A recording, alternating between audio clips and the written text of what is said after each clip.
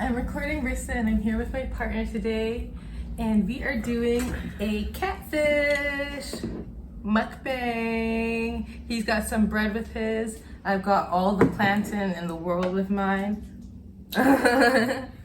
So if you like this kind of content, please hit the like button and maybe even subscribe. I've also got some passion fruit juice. And I've got some water and maybe a little bit of coffee. Yeah, a little coffee to go with his fish. So yes, let's get into it. We're going to be doing some interview style questions as we eat, and I really hope that you like this video. All right, let's go.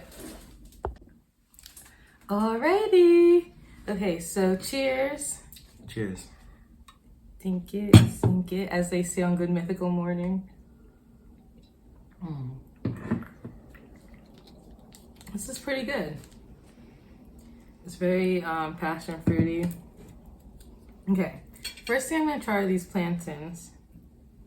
And it's Chase puts hot sauce on his chicken or fish.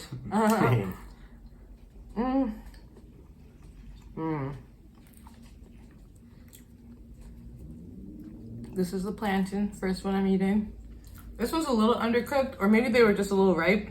This one specifically. The others look like they're gonna be a little bit more, or not ripe, but Unripe. unripe, yeah. The others look like a little more ripe than this one. Yeah, I don't know. They were looking a little. Hey. Yeah. Like they cooked them earlier. Yeah.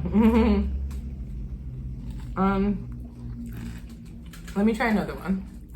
This is a baby one. How's your catfish? It's good. Yeah. It's like a panko breadcrumb crust. Okay, let me put some hot sauce on mine. Oops.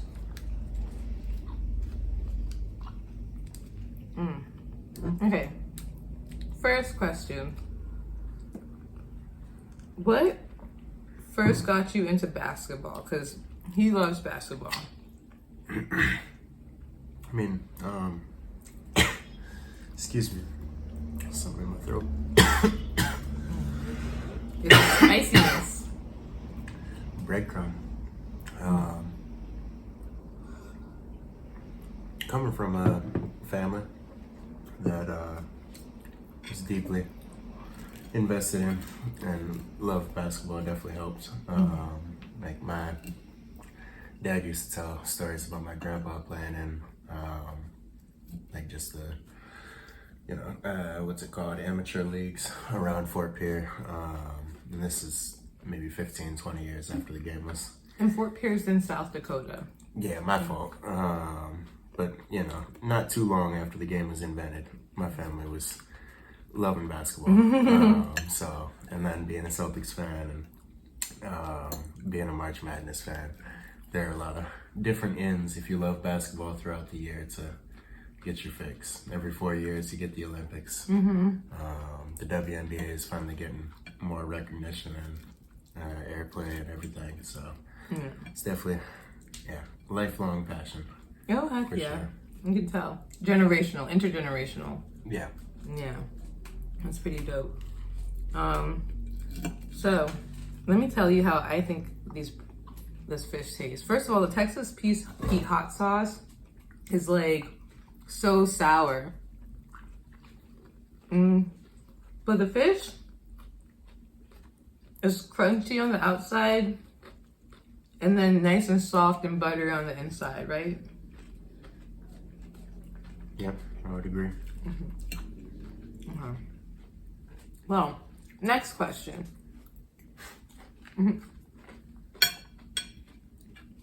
Now, I asked the last person I interviewed this, but it's just a fun question. If you had a superpower, what would it be?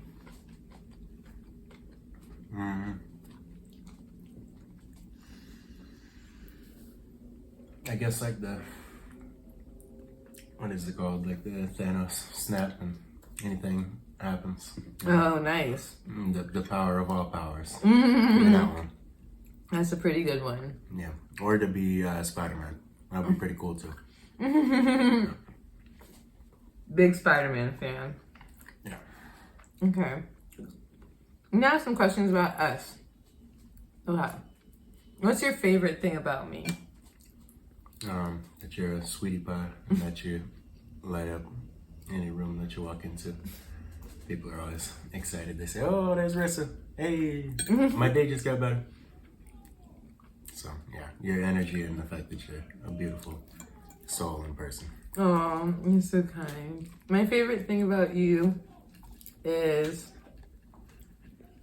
I don't know, your whole aura. I think it's a good word for it. You spend a lot of time thinking, and you're very kind. Somebody's yelling outside. Sorry about that. Got a little distracted.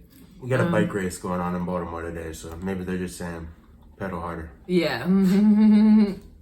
But yeah, basically, I think you spend a lot of time just being thoughtful, and like everything you do is intentional, and the way you carry yourself and like the standards you hold yourself to as well.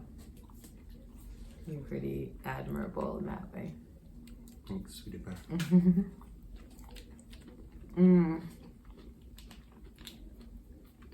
All right. This catfish is a little greasy, I will say. I mean, yeah, for context, did you tell the people where we got it from? We got it from one of those grocery store hot bars, so it's not like... And it was the best looking thing on the hot bar, but it's also like a grocery store hot bar, so Yeah. I feel like it's pretty good for what it is, but it's not going to be the best fried catfish you've ever had coming from. Take a look at it. Looks good to me, but it's greasy. Yeah, you're just saying it's greasy. My lips are covered. I already had lip gloss on, and now my lips have like all this grease on them. Okay. So, my buddy partner is a teacher. What made you get into teaching?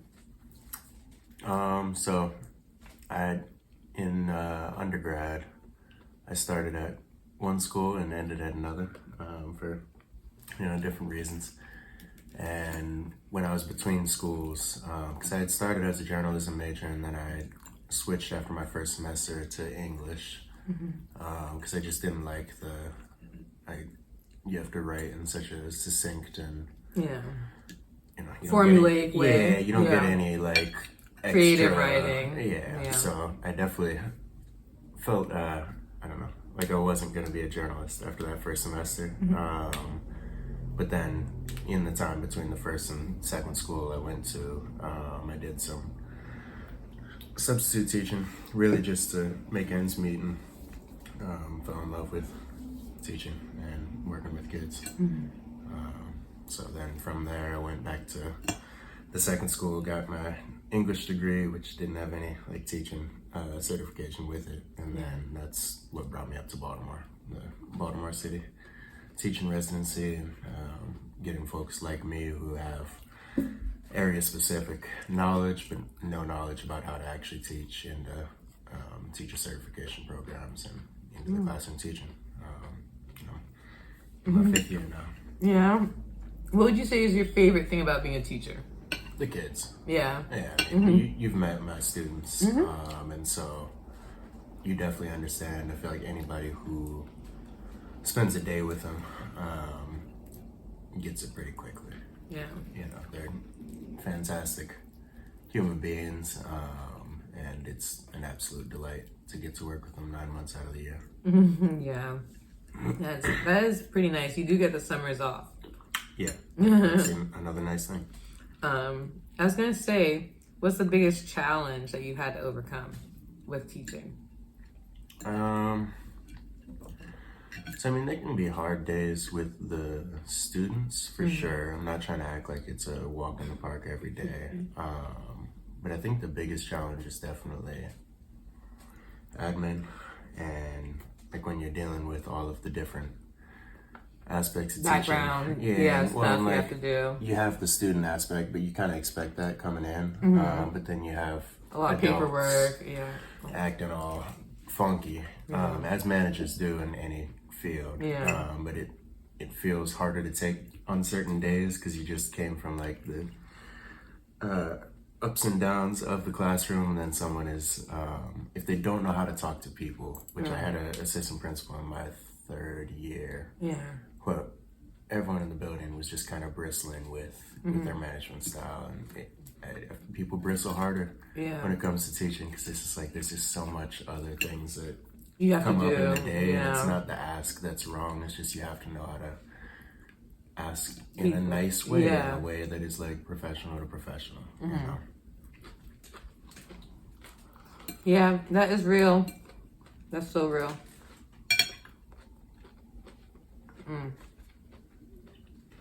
I've eaten half my fish. I don't know if I'm gonna eat all this fish. I know, right? We'll see. 1.5 of my fish and bread pieces. Yeah, the bread will definitely fill you up. New plantains, I think I'm good on. I am getting full. But, yeah, let's keep going. So, I wonder if I could just eat it like this. Like bad king, bad queen. Yeah.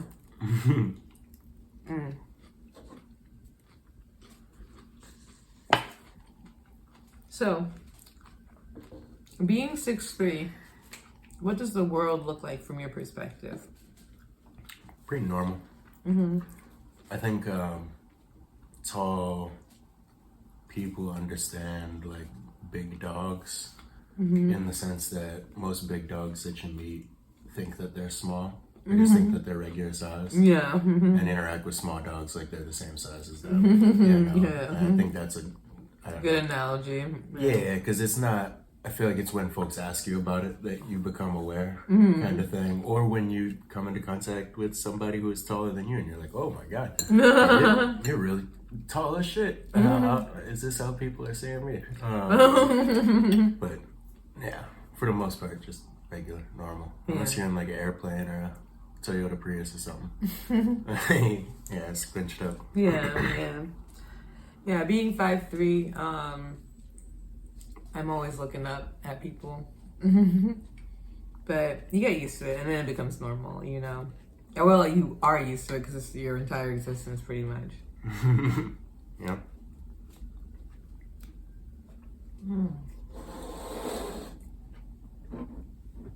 You got any questions for me? How'd you get to be so beautiful? Well, What's your secret? Beauty rest and good makeup technique. Sure. I'm giving away the secrets on the channel. Tune in, right? Yep. Man. Yeah, I think I do like to make my makeup videos and tutorials, but I made one recently, and I don't know, I never ended up posting it. I was just like, yeah, I hate when you do that. She prepares beautiful videos. They're all cut and done from the editing room. They've sent them to release, and then they just get axed. I said, oh no, you should have posted that. Okay, so how about your favorite thing about Baltimore and your least favorite thing? favorite thing about Baltimore? It's a city that has a small town feel. Because it is small. They call it Small-to-more. So that's my favorite thing. It definitely feels like a community. People band together. There's a lot of like co-op initiatives and like grassroots movements that start here. People are very vocal in their civic duties and their civic engagement. And it's just also a beautiful town or city, I guess. Like we live in the city part, but the whole thing as a city, or I guess as a municipality, is really like a town. And like the town itself is beautiful, you know, very quaint.